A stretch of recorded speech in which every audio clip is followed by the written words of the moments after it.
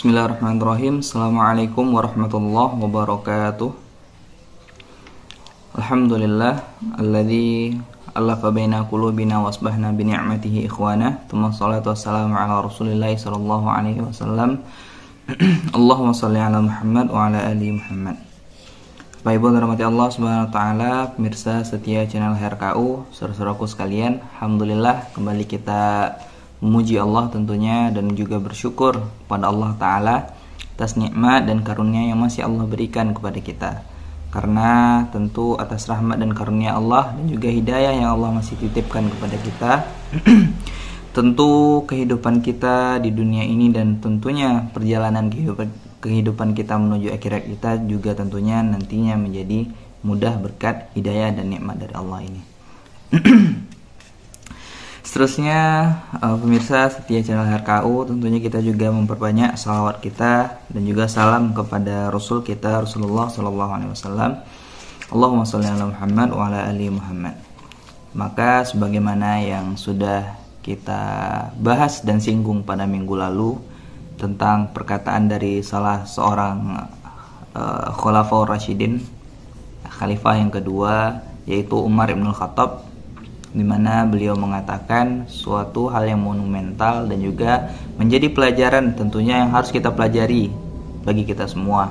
Di mana Umar mengatakan bahwa sabar itu terdapat pada dua perkara. Sabar yang baik itu adalah ketika kita ditimpakan musibah, namun sabar yang paling agung itu adalah ketika kita bisa menahan diri kita untuk melakukan sesuatu yang Allah haramkan atau perbuatan yang telah Allah larang. Maka perlu kita sedikit lebih dalami, pemirsa setia channel HRKU, saudara-saudaraku sekalian. Ketika mungkin muncul pertanyaan, ketika para ulama itu merumuskan, ulama kaum muslimin itu merumuskan suatu pertanyaan yang muncul, dan juga tentunya sekaligus merumuskan jawabannya.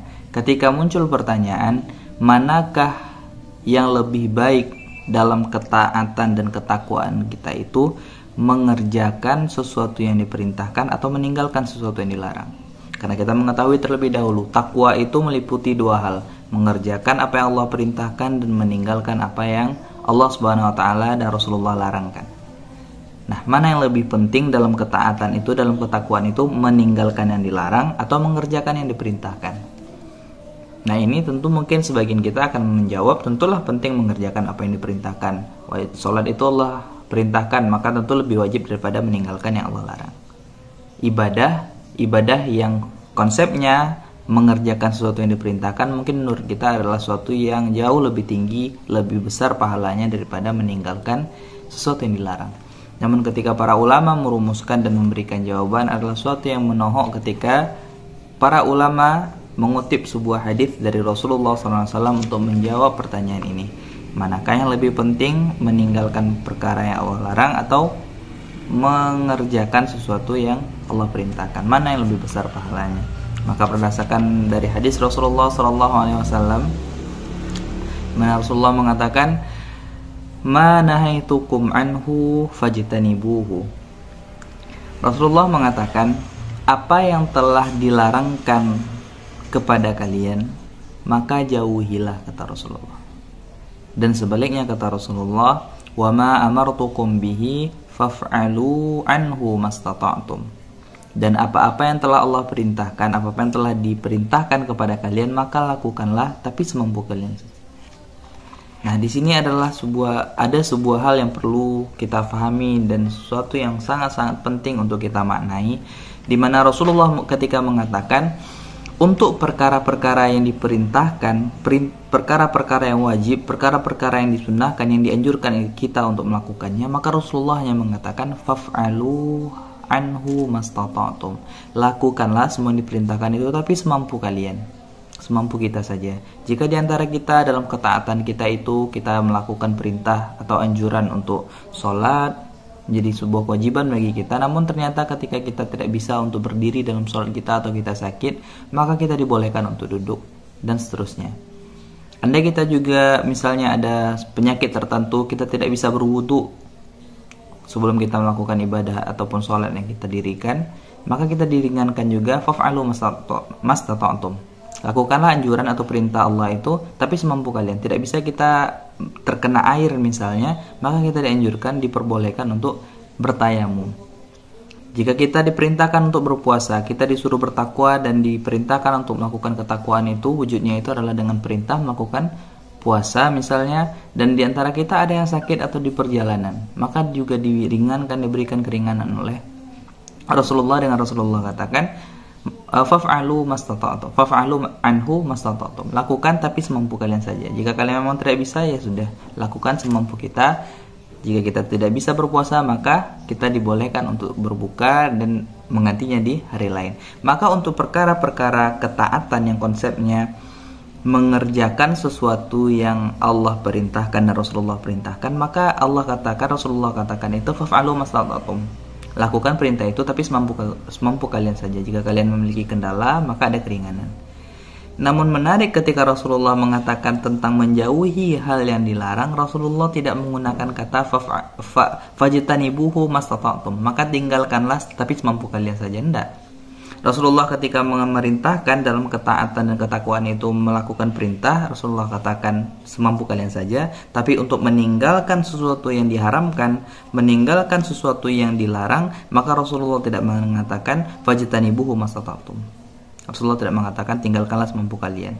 Rasulullah tidak mengatakan makanan ini haram tapi tinggalkan semampu kalian kalau misalnya kalian terdesak, atau misalnya perbuatan maksiat itu, judi itu haram, tapi kalau kalian tiba-tiba terdesak maka tidak. Rasulullah tidak mengatakan demikian. Rasulullah mengatakan wa ma nahaitukum anhu fajtanibuhu. Rasulullah mengatakan dengan tegas, apapun yang dilarangkan kepada kalian maka jauhilah. Lebih dari sekedar Rasulullah mengatakan, dua ayat yang Allah turunkan di surah Al-Baqarah itu mengatakan A'udzubillahi minasyaitonirrajim, tilka hududullah fala taqrabuha. Itulah batasan-batasan Allah, itulah hukum-hukum Allah, itulah larangan-larangan Allah, fala taqrabuha. Maka kata Allah Subhanahu wa taala, jangankan untuk menerobos batasan itu, jangankan untuk melanggar batasan-batasan itu, apa kata Allah? Fala taqrabuha. Mendekatinya saja jangan, kata Allah Subhanahu wa taala. Dan di ayat lain Allah katakan di surah Al-Baqarah juga, tilka hududullah fala ta'taduha. Dan itulah batasan-batasan Allah, dan itulah larangan-larangan Allah. Itu yang menjadi larangan-larangan bagi Allah. Maka kata Allah Subhanahu wa taala, fala ta'taduha, maka jangan kalian menerobosnya, jangan kalian melewatinya. Maka inilah ketika kita mencoba untuk memahami untuk perkara-perkara yang dilarang ini, tidak ada kata mastata'tum, tinggalkan semampu kalian, tidak ada. Tapi justru ketika sesuatu telah diharamkan, sesuatu sudah menjadi suatu maksiat dan perbuatan itu sudah dihukumi sebagai larangan bagi kita untuk melakukannya, maka Allah dan Rasulnya mengatakan tinggalkan tanpa tapi-tapian.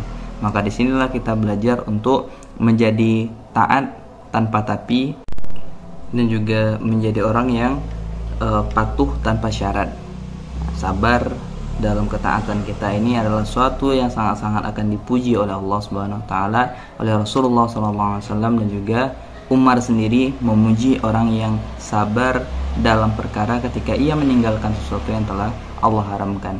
Ia mencintai khamar misalnya, ia menyukai hal-hal yang sifatnya duniawi tapi itu dilarang. Dan ketika ia sudah meninggalkan sesuatu karena Allah, maka kesabarannya ketika meninggalkan perkara yang ia tinggalkan meskipun ia menyukainya itu adalah suatu kesabaran yang sangat-sangat agung, dan bahkan lebih tinggi daripada sekedar ia bersabar ketika ditimpakan musibah kepadanya. Inilah menjadi pelajaran bagi kita semua tentunya pada kesempatan kali ini. Mudah-mudahan Allah berikan kekuatan pada kita semua untuk meninggalkan apa-apa yang telah Allah larang, dan apa yang telah Rasulullah sampaikan menjadi sesuatu yang haram bagi kita. Dan banyak maaf tentunya, billahi taufiq wal hidayah. Assalamualaikum warahmatullahi wabarakatuh.